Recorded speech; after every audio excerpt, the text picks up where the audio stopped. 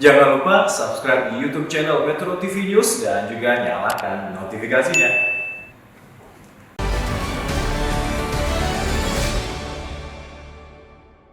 Dipersembahkan oleh Luwak White Coffee.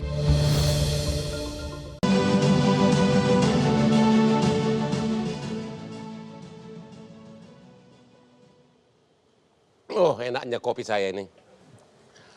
Pak Ujang, Siapa? Menteri Dalam Negeri, Pak Tito pernah mengatakan, fight the crime, not the criminal. Perangi kejahatan, bukan pelakunya. Perangi kejahatan, tapi jangan perangi pelakunya. Fight crime, not the criminal. Pertanyaan kepada Pak Ujang, apa motivasinya partai-partai ini masih mencalonkan ex-koruptor? Apakah karena sumbangannya banyak ke partai? Pertama, saya pernah jadi tim sukses, Bang.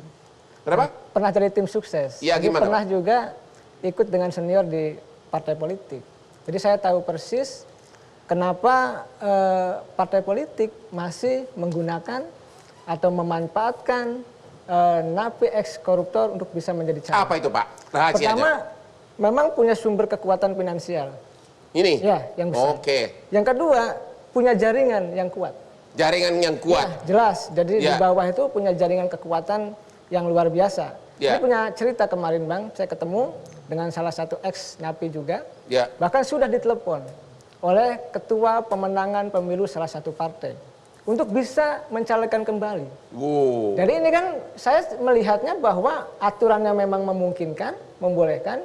Di saat yang sama partai membutuhkan ex-napi koruptor untuk dicalonkan kembali. Jadi motivasinya adalah faktor setoran uang dan kedua masanya banyak. Saya meyakini begini, bukan hanya soal setor. Mungkin ke partai tidak setor, tapi partai butuh orang yang punya uang untuk menang.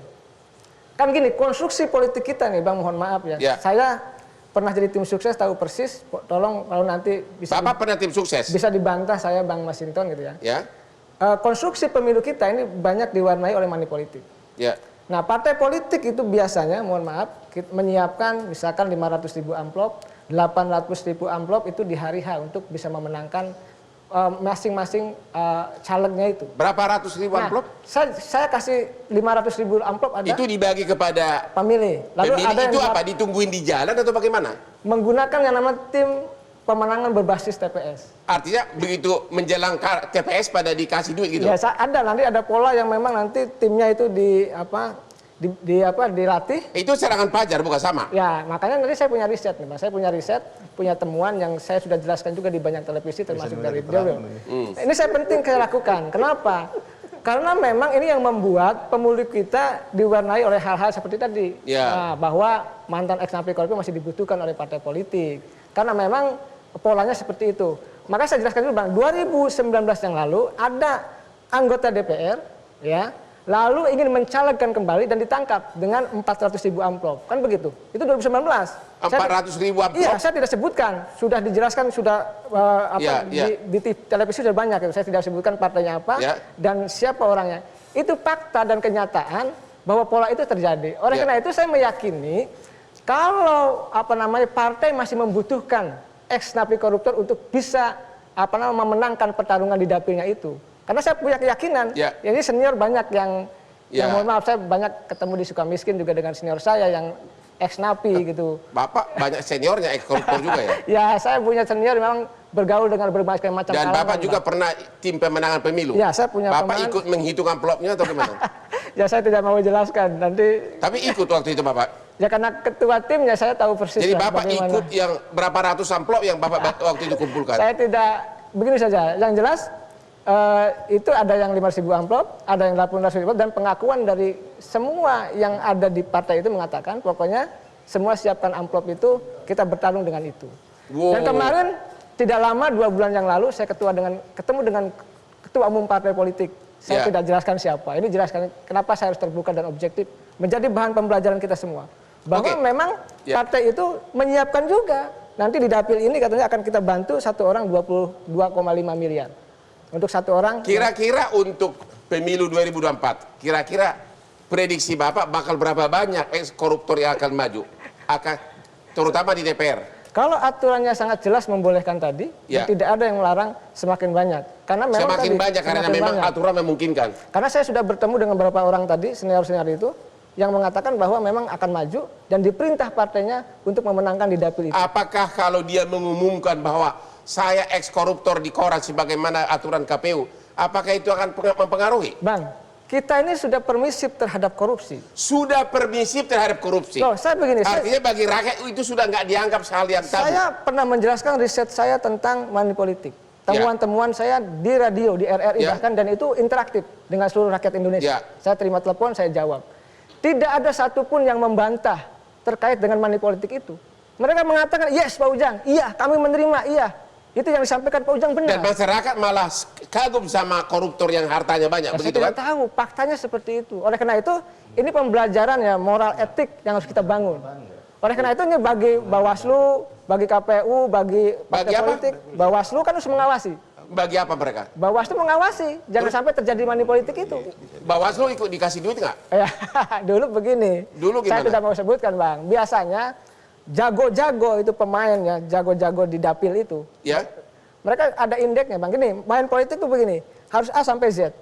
A itu harus ada uangnya, B itu juga harus dekat dengan penyelenggara pemilu, dekat lah, berteman lah kira-kira begitu. Maksudnya dekat artinya ikut menyogok Bawaslu. Ya tidak semua, tapi ada indeks-indeks yang memang dipersiapkan. Jadi amplop itu juga untuk orang-orang Bawaslu. Tapi soal menerima atau tidak kita tidak tahu. Oke, Bang. kalau gitu saya tanya Pak Rahmat Baja.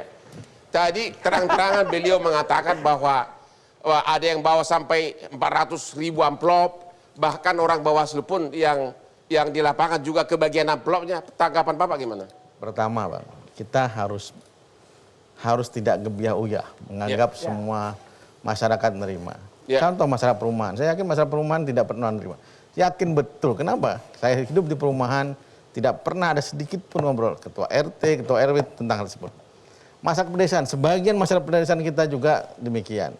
Nah, pertanyaannya, jangan-jangan itu diambil sama tim suksesnya, bukan dibagikan. Jadi masuk Bapak justru Pak Ujang yang ngambil Ya, amplopnya. bisa saja seperti itu, kan kita nggak pernah ngerti. Tapi kan bukan rahasia umum Pak, bahwa rakyat-rakyat di desa, di kecamatan itu semua kebagian amplop. Masa Bawaslu nggak tahu sih itu?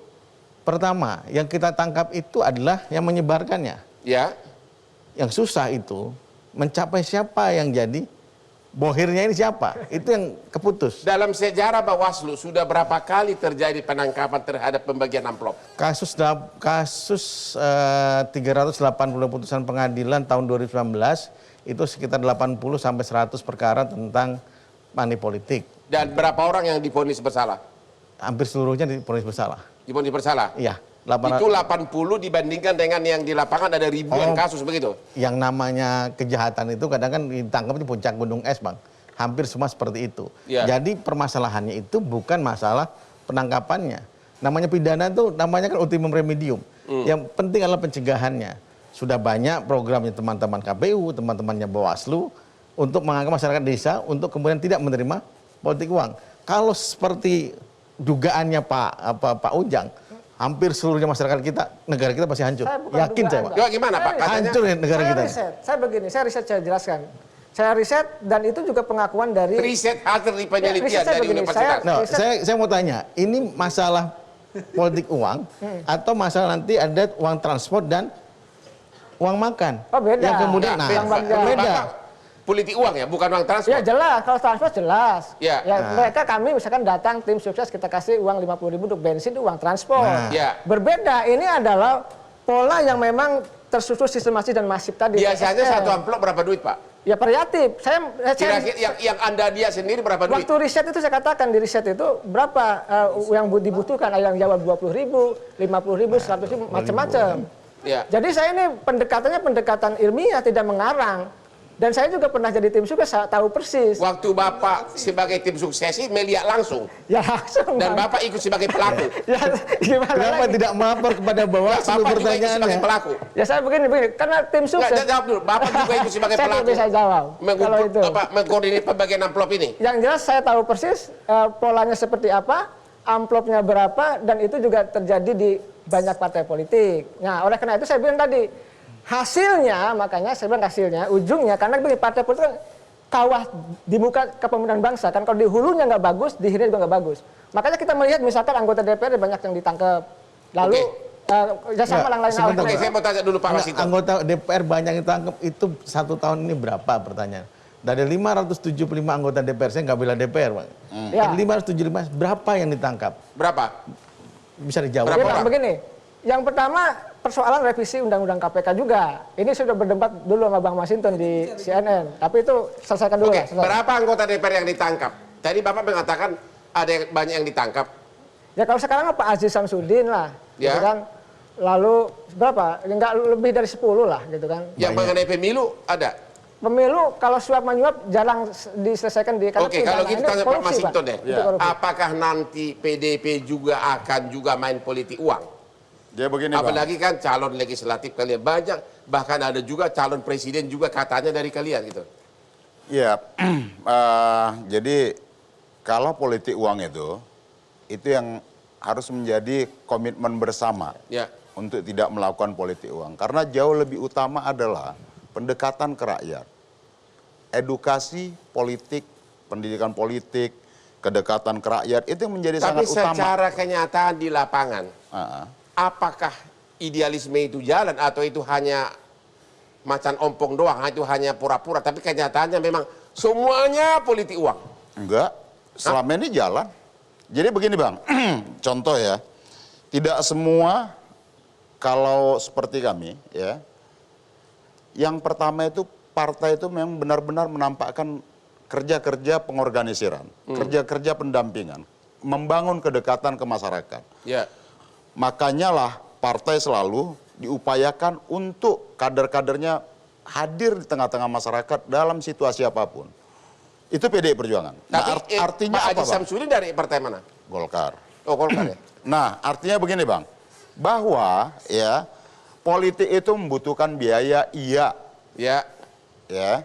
Tetapi biaya itu tidak melulu diartikan sebagai untuk politik uang. Nah, biaya itu apa? Atribut, operasional, Ya, tapi ya, kita nggak tim, membahas apa itu. segala macam. Nah, tadi saya mau mengintikan apa yang disampaikan Pak Ujang, bahwa tidak semua politik itu ya dengan menggunakan politik uang. Banyak cara pendekatan. Nah, Oke, ya, coba jawab secara jujur. ya. Terlepas dari idealisme barusan, kenyataannya di lapangan bagaimana? Coba dulu. Nggak usah dulu bilang partai PDIP deh. Ya. Kenyataannya di lapangan, amplop itu benar-benar banyak dan sangat ampuh. Yes or no? Saya di Jakarta, Bang. Kalau saya di Jakarta, saya tidak temukan itu secara masif seperti Mungkin yang di diceritakan Jakarta tadi. karena sudah banyak yang sudah berpendidikan. Tapi kalau di kecamatan, di daerah itu, saya juga sependapat dengan Pak Ujang, memang amplop di mana-mana untuk nyogok agar memilih. Jadi begini, bahwa ada masyarakat, ya kalau ada duitnya gua pilih, dia bilang begitu. Benar, ya. Ada yang begitu, tetapi di masyarakat tuh, ya kalau ada yang bagi kita terima, tapi nggak kita pilih. Ada yang begitu. Tapi kan Nah, kalau udah terima artinya, uang, ya nggak- pasti milih dong. nggak ada juga yang berani gambling gitu, Bang. Bahwa kemudian ya, kalau setiap calon itu mungkin dia untuk membiayai timnya, membiayai relawannya, kemudian bikin souvenir apa segala macam, memang itu jelas butuh biaya. Oke, kita istirahat dulu ya. Sesudah yang berikut ini.